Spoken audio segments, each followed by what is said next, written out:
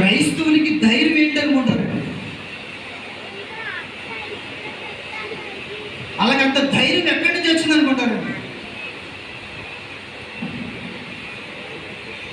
కొట్టినా మాట్లాడు, తిట్టినా మాట్లాడు, ఈ సెంపు కొడితే ఆ సెంపు చూస్తారు, పిడుగుతులు గుద్దుతారు, అప్పటికి కానీ ఒక మాట కూడా మాట్లాడరు.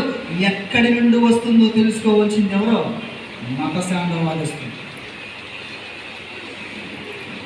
నువ్వు సంపుతాకి సిద్ధంగా ఉంటే క్రైస్తవుడు సత్తాకి సిద్ధంగా ఉన్నాడు, చనిపోతాకి సిద్ధంగా ఉన్నాడు. క్రైస్తవుడు కలిగింది ఏంటనుకున్నారు? సాక్షాత్తు దేవుడైన యేసుక్రీస్తు, ఆ దేవుడి కుమారుడైన క్రీస్తు కలిగిన ప్రేమ. చాలా మంది ఏం చేస్తారంటే యేసు ప్రభు నుండి దూరం చేసేదా, యేసు ప్రభు దగ్గరికి వెళ్ళకుండా చేద్దాం అనుకున్నాను. అమాయకులుండి మనందరూ అమాయకులుండి ప్రియులరా. క్రీస్తు ప్రేమ క్రైస్తవుడికి నేర్పిందేంటో తెలుసా? క్రైస్తవుడికి నేర్పిందేంటో తెలుసా?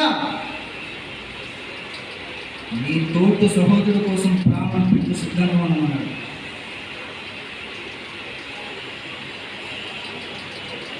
ఎవరు చంపుతారు?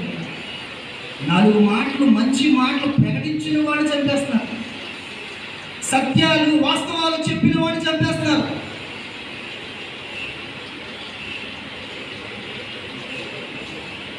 క్రీస్తు కలిగింది దైవత్వం. క్రైస్తవుడికి నేర్పింది దైవత్వం, ప్రేమతత్వం. ఈ ప్రేమతత్వం నుండి ఎంతమంది వచ్చినా విడదీయాలన్న ప్రయత్నాలు చేసినా వాళ్ళ వల్ల కానే కాదు.